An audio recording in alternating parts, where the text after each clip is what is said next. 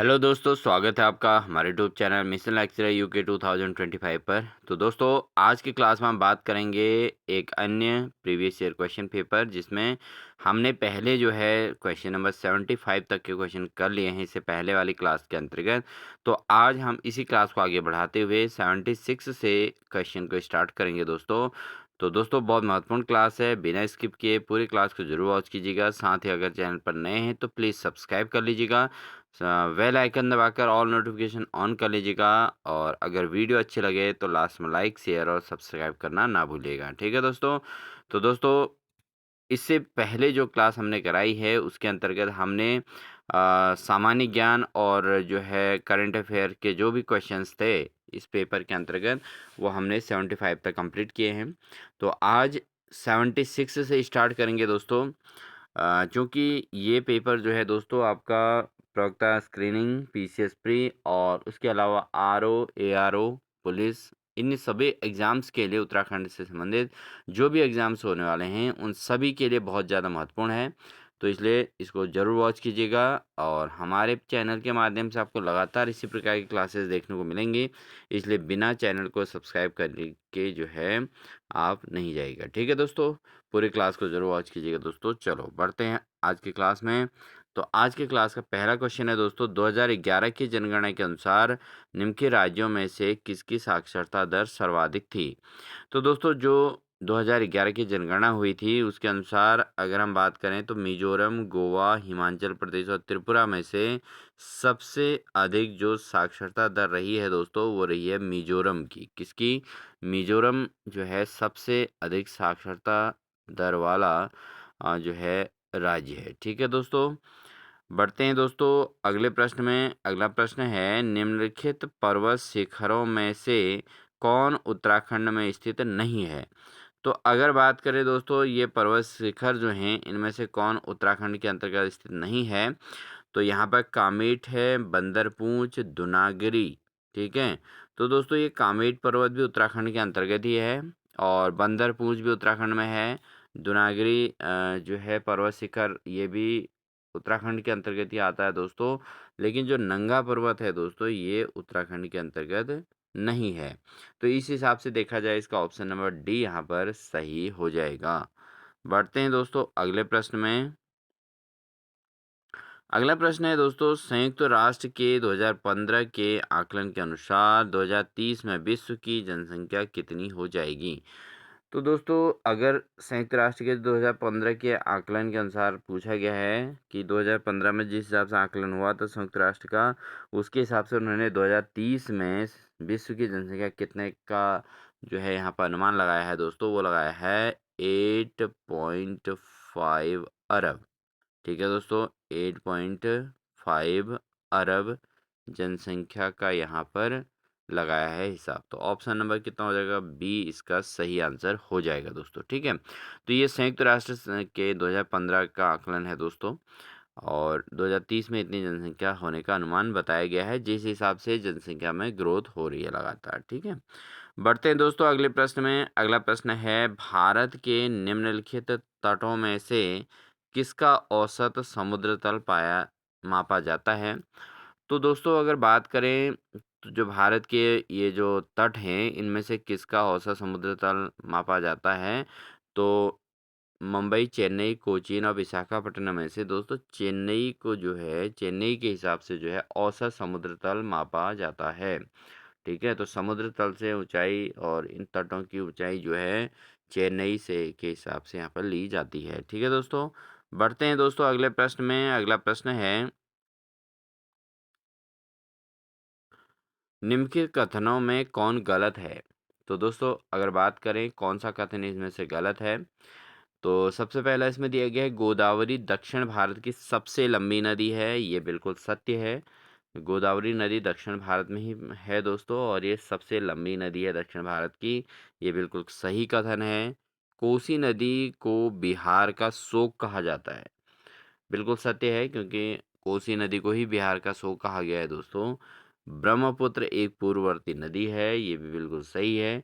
लेकिन गंगा नदी गंगोत्री से निकलती है, ये बिल्कुल गलत है दोस्तों, ठीक है। तो कौन सा कथन गलत है पूछा गया था, तो यहाँ पर गंगा नदी गंगोत्री से निकलती है, ये बिल्कुल गलत है। और आप सभी जानते होंगे कि गंगा नदी का उद्गम कहाँ से होता है, ठीक है दोस्तों। तो कमेंट सेक्शन में आप ज़रूर इसका आंसर बता सकते हैं। इससे ये पता चलेगा कि अगला क्वेश्चन है दोस्तों, निम्नलिखित युग्मों में कौन सुमेलित है? तो कौन सा सुमेलित है, यानी कि सही मेल किसका हुआ है, या ये हमने बताना है। तो दोस्तों यहाँ पर हरियाणा 1 नवंबर 1966 यही दोस्तों सुमेलित है, क्योंकि हरियाणा जो नगर बसा था, हरियाणा जो आज जो है बहुत बड़ा क्षेत्र है दोस्तों, ये जो है 1 नवंबर, ठीक है दोस्तों, 1 नवंबर 1966 1966 में हरियाणा जो है बसा था, तो ये बिल्कुल सही है दोस्तों। बाकी अन्य सभी कथन इसमें गलत है। तो दोस्तों गलत कथन को हम नहीं पढ़ेंगे, सही सुमेलित ए वाला ही यहाँ पर है। बढ़ते हैं दोस्तों अगले प्रश्न में। अगला प्रश्न है, निम्नलिखित राज्यों में कौन भारत में दालों का सर्वाधिक उत्पादक है? तो कौन सा राज्य जो है भारत में सबसे ज़्यादा दाल का उत्पादन करता है दोस्तों? ये करता है दोस्तों मध्य प्रदेश। तो मध्य प्रदेश जो है भारत का बिल्कुल मध्य का भाग है, और यहाँ पर जो है सबसे ज़्यादा दालों का उत्पादन होता है। ठीक है दोस्तों, बढ़ते हैं अगले प्रश्न में। अगला प्रश्न है, निम्नलिखित देशों में से किसके पास विश्व का सर्वाधिक बॉक्साइट का संचित भंडार है? तो किस देश के पास सबसे ज़्यादा बॉक्साइट का संचित भंडार है दोस्तों? वह है आपके पास ऑस्ट्रेलिया। ऑस्ट्रेलिया के पास दोस्तों सबसे ज़्यादा बॉक्साइट है, और इसका स्टोरेज सबसे ज़्यादा है ऑस्ट्रेलिया में। ठीक है दोस्तों, बढ़ेंगे दोस्तों अगले प्रश्न में। अगला प्रश्न है, निम्नलिखित राज्यों में किसका वन क्षेत्र भारत में सर्वाधिक है? तो अगर हम बात करें तो किस राज्य का वन क्षेत्र भारत में सबसे ज़्यादा है दोस्तों? वह है मध्य प्रदेश का। मध्य प्रदेश में वन क्षेत्र सबसे ज़्यादा है, और सबसे ज़्यादा दाल का उत्पादन भी मध्य प्रदेश के अंतर्गत ही होता है। ठीक है दोस्तों, तो इसको आप याद रखिएगा। बढ़ेंगे दोस्तों अगले प्रश्न में। अगला प्रश्न है, निम्नलिखित में से किस वर्ष भारत में राष्ट्रीय जनसंख्या नीति की घोषणा की गई थी? तो भारत में राष्ट्रीय जनसंख्या नीति की घोषणा कब की गई थी दोस्तों? वो की गई थी सन 2000 में, और 2000 में भारत में राष्ट्रीय जनसंख्या नीति की घोषणा की गई थी दोस्तों, ठीक है। बढ़ेंगे अगले प्रश्न में दोस्तों। अगला प्रश्न है, विश्व जनसंख्या दिवस कब मनाया जाता है? तो विश्व जनसंख्या दिवस कब मनाया जाता है दोस्तों? तो विश्व जनसंख्या दिवस दोस्तों 11 जुलाई को मनाया जाता है। कब मनाया जाता है? 11 जुलाई को जो है विश्व जनसंख्या दिवस मनाया जाता है। दोस्तों सभी एग्जाम्स में एक दिवस का क्वेश्चन जरूर आपको मिलेगा, इसलिए दिन और दिवस आपने जरूर याद रखने हैं, क्योंकि ये बहुत ज़्यादा महत्वपूर्ण क्वेश्चन है दोस्तों, और हर एग्जाम में नया दिवस पूछा जाता है। तो दिवस मैक्सिमम आप याद कर लें दोस्तों, ठीक है। एग्ज़ाम में एक एक नंबर बहुत इंपॉर्टेंट होता है, तो इसलिए जो है कंपटीशन एग्ज़ाम, इसीलिए इसको कंपटीशन एग्ज़ाम कहते हैं। तो इसलिए आप लोग जो है इस तरीके के प्रिपरेशन ज़रूर करें। बढ़ेंगे दोस्तों अगले प्रश्न में। अगला प्रश्न है, पलायन का गतिशीलता संक्रमण मॉडल। तो पलायन का जो गतिशीलता संक्रमण मॉडल है, किसने प्रतिपादित किया था दोस्तों? ये किया था जेलिंस्की ने। किसने? जेलिंस्की ने दोस्तों पलायन का गतिशीलता संक्रमण मॉडल प्रतिपादित किया था। ठीक है, बढ़ते हैं अगले प्रश्न में। अगला प्रश्न है, निम्नलिखित युग्मों में कौन सुमेलित नहीं है? तो दोस्तों यहाँ पर जो है 3 सुमेलित हैं, लेकिन एक जो है सुमेलित नहीं है। तो कौन सा नहीं है, ये हमें बताना है। तो दोस्तों यहाँ पर अगर हम बात करें थारू उत्तर प्रदेश, ये बिल्कुल सही है दोस्तों, क्योंकि थारू जनजाति दोस्तों ये उत्तर प्रदेश में भी है, और उत्तराखंड में दोस्तों ये उधम सिंह नगर क्षेत्र में थारू जनजाति पाई जाती है। और उत्तर प्रदेश में बहुत ज़्यादा हैं। इसके अलावा गद्दी ये हिमाचल प्रदेश की जनजाति है, तो ये बिल्कुल सही है दोस्तों। और उसके अलावा कोयक, ठीक है दोस्तों, कोयक दोस्तों ये केरल, तो ये दोस्तों यहाँ पर सुमेलित नहीं है। बाकी टोडा जो है दोस्तों तमिलनाडु में, ये तमिलनाडु की जनजाति है टोडा, ठीक है दोस्तों। बढ़ते हैं अगले प्रश्न में। अगला प्रश्न है 2011 की जनगणना के अनुसार 2011 की जनगणना के अनुसार भारत में निम्नलिखित राज्यों में से किसमें सर्वाधिक लिंगानुपात था? तो अगर बात करें दोस्तों 2011 की जब जनगणना हुई थी तो सबसे ज़्यादा लिंगानुपात कहाँ था? तो वो था दोस्तों केरल में, ठीक है दोस्तों। तो भारत के जो राज्य हैं कर्नाटक, केरल, उत्तर प्रदेश और पश्चिम बंगाल, इन राज्यों में से सर्वाधिक लिंगानुपात दोस्तों केरल का था 2011 की जनगणना के अनुसार। बढ़ते हैं दोस्तों अगले प्रश्न में। अगला प्रश्न है दोस्तों, निम्नलिखित में से किसे नगर का हृदय कहा जाता है? तो अगर हम बात करें दोस्तों नगर के हृदय की, तो किसको नगर का हृदय कहा जाता है? तो वो कहा जाता है दोस्तों केंद्रीय व्यापारिक क्षेत्र। तो दोस्तों अगर हम बात करें किसी भी राज्य, किसी भी क्षेत्र का या किसी नगर का अगर विकास होना है तो केंद्रीय व्यापार को मेन महत्व देना है उसमें। तो इसीलिए केंद्रीय व्यापारिक क्षेत्र के जितना अधिक होगा जिस प्रदेश का, तो उसका जो है उतना ज़्यादा डेवलपमेंट होगा, तो इसलिए इसको नगर का हृदय कहा जाता है केंद्रीय व्यापारिक क्षेत्र को, ठीक है दोस्तों। बढ़ते हैं दोस्तों अगले प्रश्न में। अगला प्रश्न है भारतीय नगरों का कार्यात्मक वर्गीकरण किसके द्वारा किया गया था? तो अगर भारतीय जो नगर हैं दोस्तों उनका कार्यात्मक वर्गीकरण किसने किया था? ये किया था दोस्तों ए.बी. मुखर्जी ने। ए.बी. मुखर्जी ने भारतीय जो नगर हैं उनका उनके कार्य के अनुसार उनका वर्गीकरण करने का क्रेडिट जाता है ए.बी. मुखर्जी को। बढ़ते हैं दोस्तों अगले प्रश्न में। अगला प्रश्न है बाल कल्याण के लिए राष्ट्रीय पुरस्कार संस्थापित किया गया था। तो बाल कल्याण के लिए जो राष्ट्रीय पुरस्कार जो संस्थापित किया गया था दोस्तों, वो किया गया था सन 1976 में। कब किया गया था?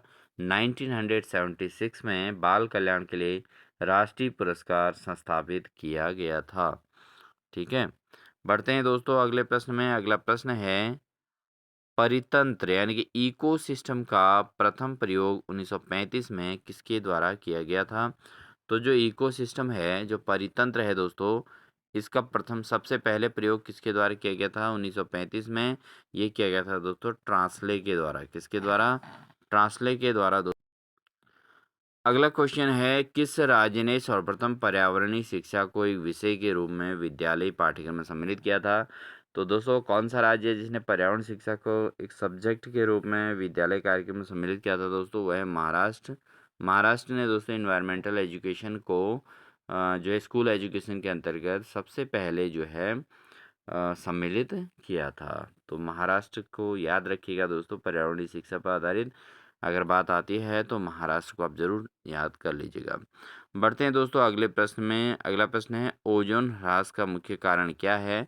तो ओजोन लेयर जो बार बार जो है डिक्रीज हो रही है दोस्तों, लॉस हो रहा है, ओजोन लेयर में होल हो रहे हैं, तो इसका रीजन क्या है दोस्तों? वह है क्लोरोफ्लोरोकार्बन। सबसे ज़्यादा इसका कारण है क्लोरोफ्लोरोकार्बन के कारण दोस्तों सबसे ज़्यादा ओजोन लेयर का ह्रास हो रहा है दोस्तों, ठीक है। बहुत ज़्यादा महत्वपूर्ण है साइंस का क्वेश्चन। बढ़ेंगे दोस्तों अगले प्रश्न में।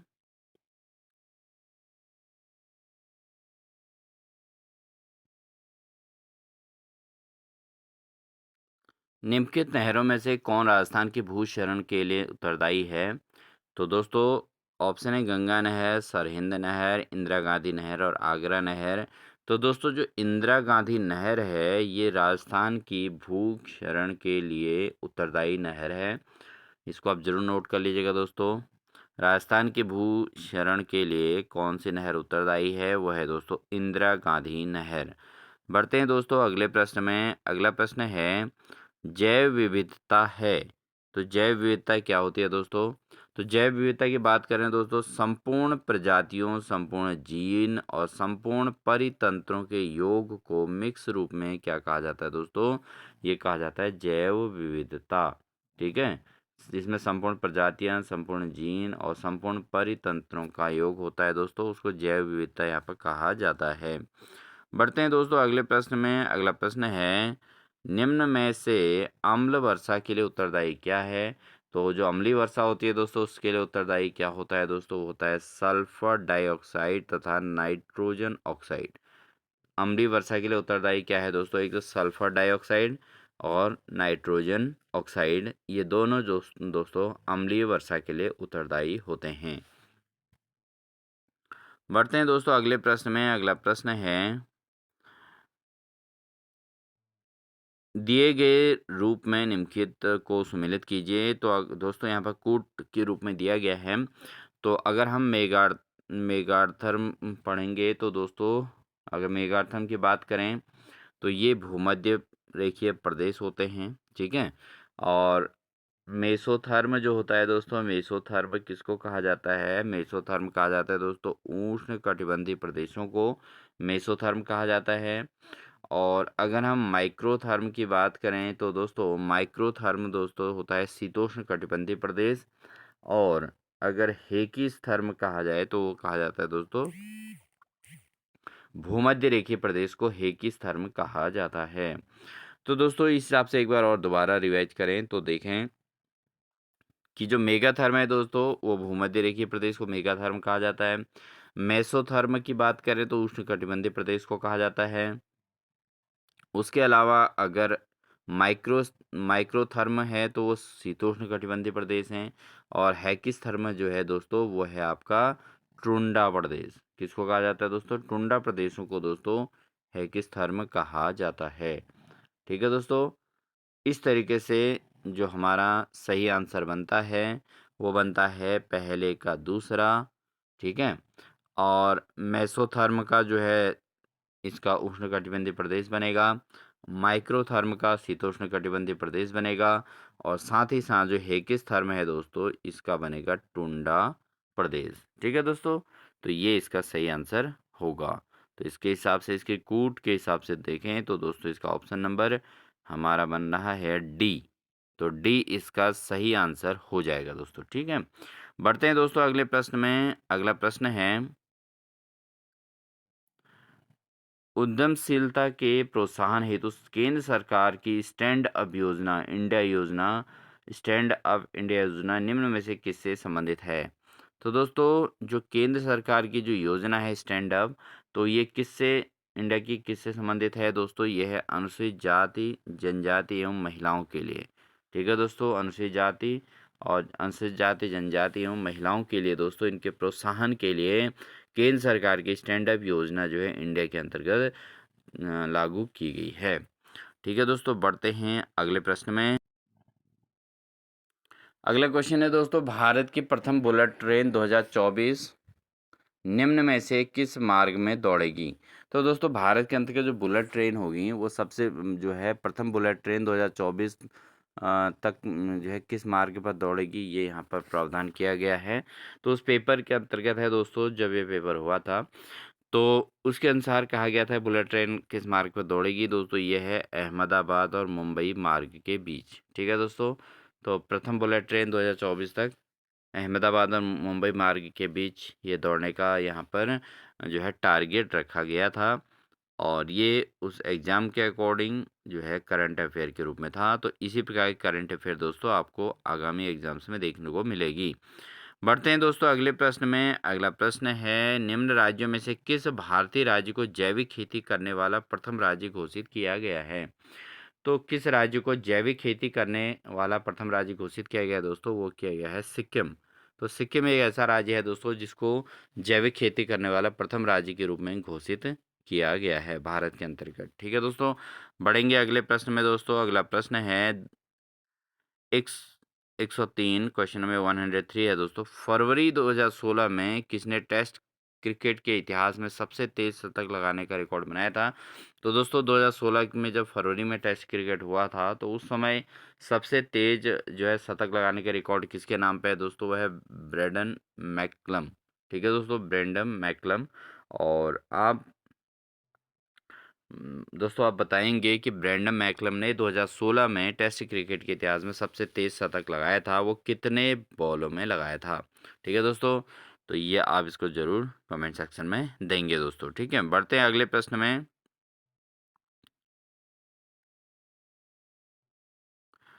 बहु अरब डॉलर परियोजना तापी जो दिसंबर 2015 में प्रारंभ हुई थी, वो किससे संबंधित थी? तो दोस्तों जो बहु अरब डॉलर परियोजना तापी जो थी दोस्तों, वो किस योजना से संबंधित थी या दिसंबर 2015 में जो हुई थी वो किससे संबंधित है दोस्तों? वह है प्राकृतिक गैस से। किससे है दोस्तों? प्राकृतिक गैस से ये संबंधित है दोस्तों। बढ़ते हैं दोस्तों अगले प्रश्न में। अगला प्रश्न है, वर्ष 2016-17 को सार्क देशों द्वारा मनाया जाएगा। तो दोस्तों जो 2016-17 का जो ईयर है वो किस सार्क देशों के द्वारा मनाया गया था? किस हिसाब से दोस्तों? सांस्कृतिक विरासत का वर्ष। ठीक है, 2016-17 को सार्क देशों ने किस रूप में मनाया दोस्तों? उसको मनाया था एक सांस्कृतिक विरासत का वर्ष के रूप में इसको सेलिब्रेट किया गया था दोस्तों, ठीक है? बढ़ते हैं अगले प्रश्न में। अगला प्रश्न है, आंग सान सू की म्यांमार के राष्ट्रपति के रूप में शपथ ग्रहण नहीं कर पाई, क्योंकि क्योंकि दोस्तों उनके पुत्र ब्रिटिश नागरिक हैं। ठीक है दोस्तों, जो आंग सान सू दोस्तों जो म्यांमार के राष्ट्रपति बननी थी, लेकिन उनको जो है शपथ ग्रहण नहीं किया गया था, करवाया गया था। तो क्यों, उसका कारण क्या था दोस्तों? क्योंकि उनके पुत्र जो है एक ब्रिटिश नागरिक था। ठीक है दोस्तों, बढ़ते हैं दोस्तों अगले प्रश्न में। अगला प्रश्न है, फरवरी 2016 में किस वायरस के कारण विश्व स्वास्थ्य संगठन ने अंतर्राष्ट्रीय सार्वजनिक स्वास्थ्य आपात स्थिति की घोषणा की थी? तो फरवरी 2016 के में जो वायरस के कारण विश्व स्वास्थ्य संगठन ने अंतर्राष्ट्रीय स्वास्थ्य आपात स्थिति की घोषणा की थी दोस्तों, वो की थी जीका वायरस। कौन सा वायरस था दोस्तों? Zika virus. ठीक है दोस्तों, आपने देखा होगा दोस्तों फरवरी 2016 से संबंधित इसमें 2-3 क्वेश्चन आ गए हैं। तो इट मीन्स ये जो पेपर हुआ था दोस्तों, ये था आपका अप्रैल मई में हुआ था, और फरवरी का करंट अफेयर इसमें जोड़ा गया था। ठीक है दोस्तों, तो इस चीज़ का आप ध्यान दें, ठीक है? तो कम से कम अपने जो एग्ज़ाम है उससे 3-4 महीने की करंट अफेयर पहले के करंट अफेयर को आप ज़रूर नोट कर लीजिएगा, उसको ज़रूर लर्न करके ही एग्ज़ाम में प्रवेश कीजिएगा।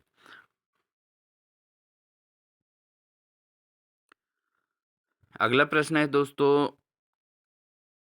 कौन से 2 यूरोपीय शहर क्रमशः नवंबर 2015 तथा मार्च 2016 में आईएस के आतंकी हमलों के शिकार हुए थे? तो कौन से 2 शहर थे जिनको नवंबर 2015 और मार्च 2016 में आईएस के आतंकी में हमलों के शिकार होना पड़ा था? तो दोस्तों वह हैं पेरिस और ब्रुसेल्स। तो पेरिस और ब्रुसेल्स में दोस्तों आतंकी हमलों का शिकार आतंकी हमला बहुत ज़्यादा हुआ था, 2000 नवंबर 2015 से लेके मार्च 2016 तक। ठीक है दोस्तों, बढ़ते हैं अगले प्रश्न में दोस्तों। अगला प्रश्न है, निम्न में से कौन सी शहर क्रमशः 2016 तथा 2020 के ओलंपिक खेलों की मेज़बान हैं? तो दोस्तों 2016 और 2020 के जो ओलंपिक खेल हुए थे उनकी मेज़बानी किसने की थी? वो की थी रियो डी जेनेरो और टोक्यो ने। ठीक है, तो 2016 में रियो डी जेनेरो ने यहाँ पर ओलंपिक खेलों की मेज़बानी की थी, और 2020 में टोक्यो ने यहाँ पर किया था, और 2024 में दोस्तों पेरिस में ओलंपिक खेल हुए थे। इसको आप ज़रूर नोट कर लीजिएगा। बढ़ते हैं दोस्तों अगले प्रश्न में। अगला प्रश्न है, 2014-15 की अवधि में किस राज्य की प्रति व्यक्ति आय सर्वाधिक थी? तो किस राज्य की प्रति व्यक्ति आय सबसे ज़्यादा थी 2014-15 की अवधि के दौरान? तो दोस्तों थी वो थी हरियाणा। तो हरियाणा में प्रति व्यक्ति आय जो है सबसे ज़्यादा थी, क्योंकि यहाँ पर दोस्तों इंडस्ट्रियल काफ़ी ज़्यादा है, जिस कारण से लोग वहाँ पे वर्किंग हैं, और इससे जो है प्रति व्यक्ति आय भी यहाँ पर बढ़ी है। दोस्तों अगर आपको क्लास अच्छी लग रही है तो प्लीज़ जो है लाइक ज़रूर कर दीजिएगा, और चैनल पर नए हैं तो प्लीज़ चैनल को सब्सक्राइब करना भी ना भूलिएगा। बढ़ते हैं दोस्तों अगले प्रश्न में। अगला प्रश्न है दोस्तों, भारत में नीति आयोग का उपाध्यक्ष कौन है? तो अगर बात करें भारत के अंतर्गत नीति आयोग के उपाध्यक्ष की, तो वह हैं अरविंद पनगड़िया। तो अरविंद पनगड़िया दोस्तों नीति आयोग के उपाध्यक्ष के रूप में भारत के अंतर्गत हैं। बढ़ते हैं दोस्तों अगले प्रश्न में। अगला प्रश्न है, मानवोदय काव्य की रचना की थी। तो मानवोदय काव्य की रचना किसके द्वारा की गई थी? तो दोस्तों मानवोदय काव्य की रचना बहुत पॉपुलर क्वेश्चन है दोस्तों, बार बार पूछा जाता है, इसको नोट कर लीजिएगा। ये की थी दोस्तों भरत कवि ने। भरत कवि ने दोस्तों मानवोदय काव्य की रचना की थी। ठीक है, बढ़ते हैं दोस्तों अगले प्रश्न में। अगला प्रश्न है, यूएनडीपी का ह्यूमन डेवलपमेंट रिपोर्ट 2015 के अनुसार मानव विकास सूचकांक में भारत का स्थान था। तो यूएनडीपी का जो ह्यूमन डेवलपमेंट रिपोर्ट है दोस्तों 2015 के अनुसार, उसमें मानव विकास सूचकांक में भारत का कौन सा स्थान है दोस्तों? वह है 130। कौन सा स्थान है? 130 दोस्तों। यूएनडीपी के ह्यूमन डेवलपमेंट रिपोर्ट 2015 के अनुसार विकास सूचकांक में भारत का स्थान 130वां रहा है। ठीक है दोस्तों, बढ़ते हैं अगले प्रश्न में। अगला प्रश्न है, बंद अर्थव्यवस्था वह अर्थव्यवस्था है जिसमें दोस्तों जो बंद अर्थव्यवस्था होती है वो किस प्रकार की है? वो है विदेशी व्यापार अगर नहीं करेंगे तो उस अर्थव्यवस्था को दोस्तों बंद अर्थव्यवस्था कहा जाता है, जिसमें केवल अपने ही देश के अंतर्गत सामानों का जो है आयात निर्यात किया जाता है, लेकिन जो है विदेशों से किसी प्रकार का आयात निर्यात नहीं किया जाता, तो उसको बंद अर्थव्यवस्था की संज्ञा दी जाती है। बढ़ते हैं दोस्तों अगले प्रश्न में। राष्ट्रीय ग्रामीण विकास संस्थान स्थित है। तो अगर नेशनल जो है रूरल डेवलपमेंट इंडस्ट्रीज जो है कहाँ स्थित है दोस्तों? वो है आपका हैदराबाद में। राष्ट्रीय ग्रामीण विकास संस्थान दोस्तों कहाँ है? वो है आपका हैदराबाद में स्थित है। बढ़ते हैं दोस्तों अगला प्रश्न। अगला प्रश्न हमारे पे वैट लगता है। तो वैट कहाँ लगता है दोस्तों? वैट लगता है उत्पादन एवं बिक्री के मध्य सभी चरणों में दोस्तों वैट यहाँ पे लगाया जाता है। बढ़ते हैं अगले प्रश्न में दोस्तों। अगला प्रश्न बहुत महत्वपूर्ण है। सुपर 301 क्या है? तो दोस्तों सुपर 301 है वो एक प्रकार का अमेरिकी व्यापार कानून है। ठीक है दोस्तों, ये कंप्यूटर नहीं है, अधिकांश कैंडिडेट इसको कंप्यूटर मानेंगे, लेकिन सुपर 301 क्या है दोस्तों? ये अमेरिका के अंतर्गत जो व्यापार होता है दोस्तों उसका एक लॉ बनाया गया है, कानून बनाया गया है दोस्तों। ठीक है, उसको 300 सुपर 301 कहा जाता है। बढ़ते हैं दोस्तों अगले प्रश्न में। भारत में श्वेत क्रांति का जनक किसको कहा जाता है? तो भारत में जो श्वेत क्रांति हुई थी उसका जनक किसको माना जाता है दोस्तों? वो कहा जाता है डॉक्टर वर्गीस कुरियन। डॉक्टर वर्गीस कुरियन को दोस्तों भारत के अंतर्गत श्वेत क्रांति के जनक के रूप में जाना जाता है। बढ़ते हैं दोस्तों अगले प्रश्न में। अगला प्रश्न है, भारत में पंचायतों द्वारा निम्न में से कौन सा कर संग्रहित किया जाता है?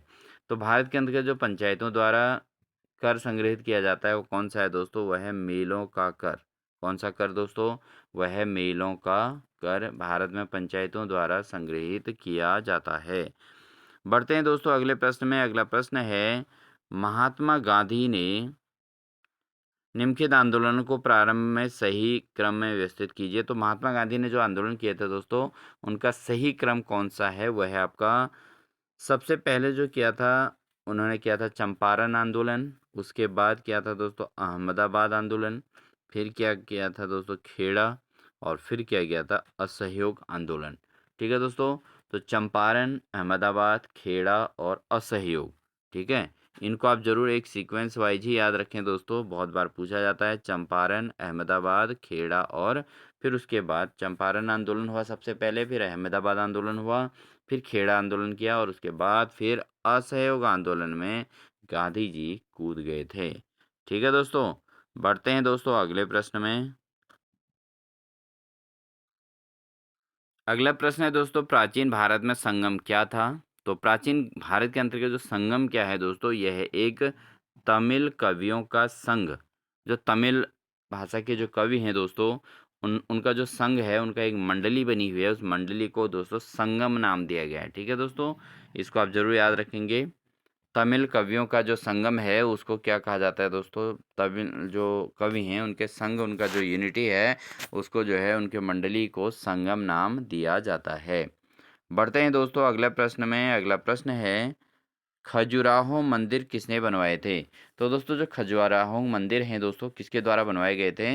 ये थे दोस्तों खजुराहो के मंदिर जो बनाए थे वो चंदेल राजाओं ने बनाए थे। किन्होंने बनाए थे? चंदेल राजाओं ने दोस्तों खजुराहो मंदिर बनाए थे। बढ़ते हैं दोस्तों अगले प्रश्न में। अगला प्रश्न है साबरमती आश्रम का वास्तविक नाम क्या था? तो दोस्तों साबरमती आश्रम है उसका वास्तविक नाम क्या है? उसका नाम है सत्याग्रह आश्रम। ठीक है, सत्याग्रह आश्रम जो है दोस्तों उसी का नाम दोस्तों साबरमती आश्रम रख दिया गया और ये जो है आश्रम गांधी जी के द्वारा बनाए गए हैं। बढ़ते हैं दोस्तों अगले प्रश्न में। अगला प्रश्न है दोस्तों 1906 से 1920 के मध्य मोहम्मद अली जिन्ना की भूमिका भारत के स्वतंत्रता संग्राम में थी। तो दोस्तों जब 1906 से लेकर 1920 के मध्य जो मोहम्मद अली जिन्ना जिन्होंने भारत में स्वतंत्रता में भूमिका निभाई थी वो किस रूप में निभाई थी? वो थे एक राष्ट्रवादी और धर्मनिरपेक्ष। ठीक है दोस्तों, किस रूप में? राष्ट्रवादी और धर्मनिरपेक्ष के रूप में मोहम्मद अली जिन्ना ने 1906 से लेकर 1920 के मध्य भारत में स्वतंत्रता संग्राम में अपनी भूमिका निभाई थी। बढ़ते हैं दोस्तों अगले प्रश्न में। अगला प्रश्न है दलित अधिकारों की सुरक्षा के लिए डॉक्टर भीमराव अंबेडकर ने 3 पत्रिकाएं निकाली, निम्न में से कौन उनमें से एक नहीं है? तो दोस्तों जो दलित अधिकारों की सुरक्षा के लिए जो वी आर अम्बेडकर ने 3 पत्रिकाएं निकाली थी उनमें से कौन सी एक नहीं है? तो दोस्तों वो नहीं है बहिष्कृत समाज। ठीक है, बाकी मूक नायक भी है दोस्तों और बहिष्कृत भारत भी है, इक्वलिटी जनता भी है। ये तीनों दोस्तों वी आर अम्बेडकर के 3 पत्रिकाएं हैं, लेकिन इनमें से जो बहिष्कृत समाज है दोस्तों ये जो है वी आर अम्बेडकर की पत्रिका नहीं है। ठीक है दोस्तों, आप इनको ज़रूर नोट कर लीजिएगा। जो 3 इसके सही आंसर है उनको ज़रूर नोट कर लीजिएगा। तो दोस्तों ये थी हमारी आज की क्लास। आपको हमारी क्लास कैसी लगी प्लीज़ कमेंट सेक्शन में ज़रूर बताइएगा। साथ ही अगर आप हमारे चैनल पर नए हैं तो प्लीज़ चैनल को सब्सक्राइब कर लीजिएगा। साथ ही बेल आइकन दबाकर ऑल नोटिफिकेशन ऑन कर लीजिएगा, जिससे आपको प्रवक्ता screening, PCS pre, RO, ARO, Uttarakhand police से संबंधित जो भी एग्ज़ाम, उत्तराखंड के ग्रुप सी से संबंधित जो भी एग्ज़ाम्स होने वाले हैं उन सभी एग्ज़ाम्स के लिए इसी प्रकार के बेहतरीन क्लास का कलेक्शन आपको देखने को मिलेगा। और अगर आप लगातार तैयारी में हैं तो दोस्तों प्लीज़ हमारे चैनल के प्लेलिस्ट में जाकर आप previous year question paper practice के तौर पर यहाँ पर सॉल्व कर सकते हैं। यहाँ पर सॉल्यूशन सही दिए गए हैं और प्रतिदिन एक प्रैक्टिस सेट को आप सॉल्व करके अपनी जो है अपने आप को एग्जामिन कर सकते हैं या आपको एग्ज़ाम के हिसाब से अपने आप को प्रिपेयर कर सकते हैं। तो ये सारी चीज़ें आप कर सकते हैं दोस्तों। एक अच्छी प्रिपरेशन के लिए आपको लगातार इसी प्रकार के क्लासेस देखने को मिलेंगी। और साथ ही दोस्तों जो भी प्रकार नोटिफिकेशंस या कोई भी एग्ज़ाम्स नए जो भी फॉर्म भरे जाते हैं उनसे संबंधित जानकारियाँ भी हमारे चैनल के माध्यम से लगातार आपको देखने को मिलेंगी। इसलिए चैनल को सब्सक्राइब करके बेल आइकन दबाकर ऑल नोटिफिकेशन ऑन कर लीजिएगा। इन्हीं सभी बातों के साथ दोस्तों मिलते हैं आपको एक नेक्स्ट बेहतरीन क्लास के साथ। तब तक के लिए अपना ध्यान रखिए और आगे आपको आगामी क्लासों के लिए, आपके आगामी एग्ज़ाम्स के लिए दोस्तों wish you all the best.